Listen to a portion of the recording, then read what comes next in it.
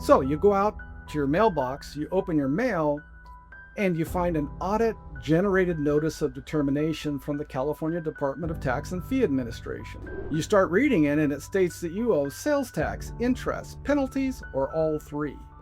Most taxpayers immediately lose it and focus solely on the dollar amounts involved.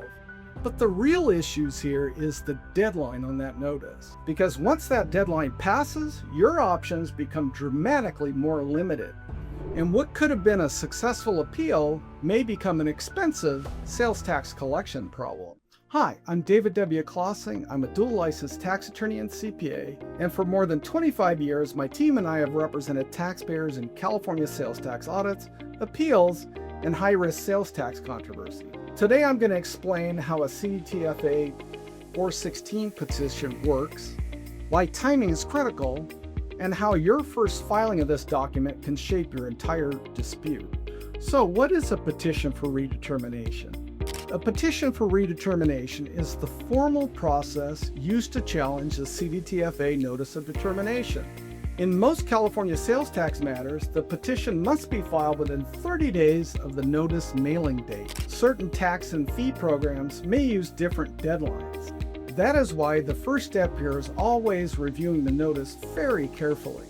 The deadline matters, because once it expires, the determination generally becomes final and collectible immediately. So why does timely filing matter here? Many taxpayers assume that they can explain things later on. That is dangerous. A timely petition generally keeps the liability within the appeals process. It also typically prevents the petition amount from becoming final while the matter remains pending. By contrast, late filing of your petition is going to leave you in a significantly weaker position with fewer procedural protections. The goal here is simple: preserve your rights first, perfect your arguments later. So what must the petition include? The petition must be in writing. It generally should identify the determination being challenged, the amounts in dispute, the specific issues of law or fact being contested, and the reasons the CDTFA determination should be reduced or withdrawn. A petition that merely says, "I disagree," yeah, that's going to preserve a deadline, but it rarely advances your case. The strongest petitions identify the actual dispute with clarity and precision and state things clearly and succinctly. They're going to lay out the legal grounds of which the petitioner should prevail over the government. Well, it's a mistake to contest everything automatically right out the gate. One common mistake is challenging every adjustment without analysis. That approach can damage your credibility later on in the process. Sometimes part of the assessment is correct, and sometimes part of it is not. A well-crafted petition focuses attention on the adjustments that actually matter.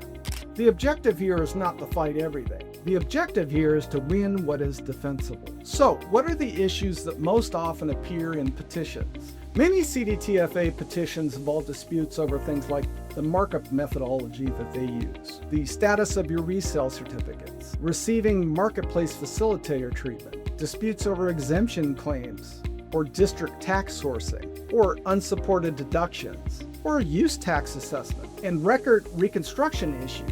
The petition should identify the precise issue and connect it to the amount being challenged. Specificity here matters more than the volume. Interest, payment, and settlement strategy. Filing a petition does not stop interest from accruing. In some situations, making a payment while the petition is still pending may reduce the additional interest exposure without surrendering your appeal rights. The petition states also affects future options, including settlement opportunities, appeals conferences, and later refund strategies. These are the reasons why procedure matters so much here. So when does a sales tax case become much more serious? Well, admittedly, most CDTFA disputes are simply civil matters. But some cases involve things like unreported cash sales for sales and income tax purposes, missing records, keeping a dual set of books, filing false resale certificates, marketplace reporting inconsistencies, or federal tax discrepancies. In those situations, careless explanations can create criminal tax exposure, and that can extend beyond sales tax. Whatever you do here, your petition should narrow issues, not create new ones. So, If you received a CDTFA Notice of Determination, the clock is already running. At the tax law offices of David W. Klasing, our dual licensed attorneys and CPAs help taxpayers evaluate assessments, prepare petitions, request appeals conferences, preserve procedural rights, and develop strategies designed to reduce civil and criminal California sales tax exposure. Call 1-800-681-1295 or visit Klasing-associates.com to schedule a confidential, reduced-rate initial consultation today. Why? Because the right petition can preserve leverage, protect options, and shape the very outcome of your entire case.